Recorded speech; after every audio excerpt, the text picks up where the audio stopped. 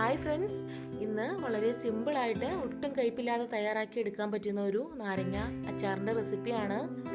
നമ്മൾ നോർമലായിട്ട് നാരങ്ങ അച്ചാർ ഇടുന്നതിലും ചെറിയ ഡിഫറൻസ് ഉണ്ട്. ഇനി അതിനായി ഞാനിവിടെ 1 കിലോ നാരങ്ങയാണ് എടുത്തിട്ടുള്ളത്. അതൊന്ന് നന്നായി കഴുകി വൃത്തിയാക്കി ഒന്ന് ചെറിയ നൈസായിട്ടുള്ളൊരു തുണി കൊണ്ടൊന്ന് തുടച്ച് എടുക്കണം. ഇനി അത് നമുക്ക് ഒരു പാത്രത്തിലേക്ക് വെച്ചൊന്ന് സ്റ്റീം ചെയ്തെടുക്കണം. അതൊന്ന് നന്നായി സ്റ്റീം ചെയ്ത് വന്ന് ഒന്ന് പൊട്ടി വരും വരെ ഒന്ന് വെയിറ്റ് ചെയ്യുക.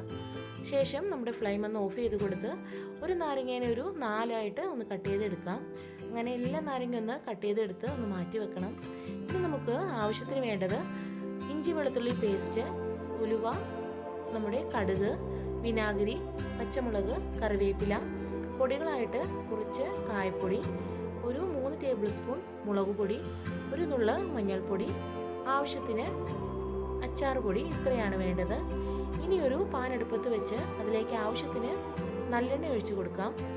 ഇനി നമുക്ക് നമ്മൾ എടുത്തു വെച്ചിട്ടുള്ള ഉലുവയും കടുകും ഇട്ടൊന്ന് പൊട്ടി വരുമ്പോൾ അതിലേക്ക് നമുക്ക് ഇഞ്ചി വെളുത്തുള്ളി പേസ്റ്റ് ചേർത്ത് കൊടുത്ത് നന്നായി ഒന്ന് ഇളക്കി യോജിപ്പിച്ച് കൊടുക്കാം.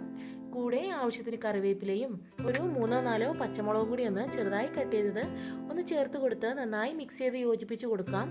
അതൊന്ന് ബ്രൗൺ കളറായി വരുമ്പോൾ നമ്മൾ കട്ട് ചെയ്ത് വെച്ചിട്ടുള്ള നാരങ്ങയും കൂടി ഒന്ന് ചേർത്ത് കൊടുത്ത് ആവശ്യത്തിന് ഉപ്പും കൂടി ചേർത്ത് കൊടുത്ത് നന്നായി ഒന്ന് ഇളക്കി യോജിപ്പിച്ചതിന് ശേഷം അതിലേക്ക് നമുക്ക് പൊടികളായിട്ട് ചെറു ചൂടുവെള്ളത്തിൽ കായപ്പൊടിയും മുളക് പൊടിയും ഒരു നല്ല മഞ്ഞൾപ്പൊടിയും കൂടി എടുത്ത് വെച്ചത് ഒന്ന് ചേർത്ത് കൊടുത്ത് മിക്സ് ചെയ്തതിന് ശേഷം നമുക്ക് നമ്മുടെ നാരങ്ങയിലേക്ക് ചേർത്ത് കൊടുക്കാം.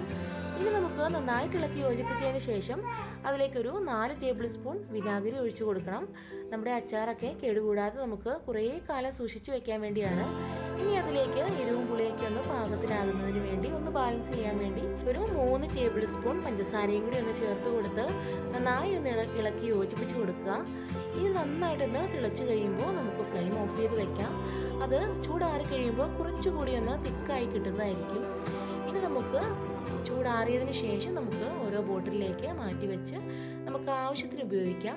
നല്ല ടേസ്റ്റി അച്ചാറാണ്, ഒട്ടും കയ്പുണ്ടാവില്ല. ഇങ്ങനെ തയ്യാറാക്കി നോക്കിയാൽ നമുക്ക് എത്ര കാലം വേണേലും കേടുകൂടാതെ സൂക്ഷിച്ചെടുക്കാൻ പറ്റും. അപ്പോൾ എല്ലാവരും ഇതുപോലെ ഒന്ന് ട്രൈ ചെയ്ത് നോക്കുക. അപ്പോൾ ഇതുപോലെയുള്ള വീഡിയോകൾക്കായി എൻ്റെ ചാനൽ പുതുതായി കാണുന്നവരാണെങ്കിൽ ഒന്ന് സബ്സ്ക്രൈബ് ചെയ്യുക, സപ്പോർട്ട് ചെയ്യുക. Thanks for watching. ബൈ.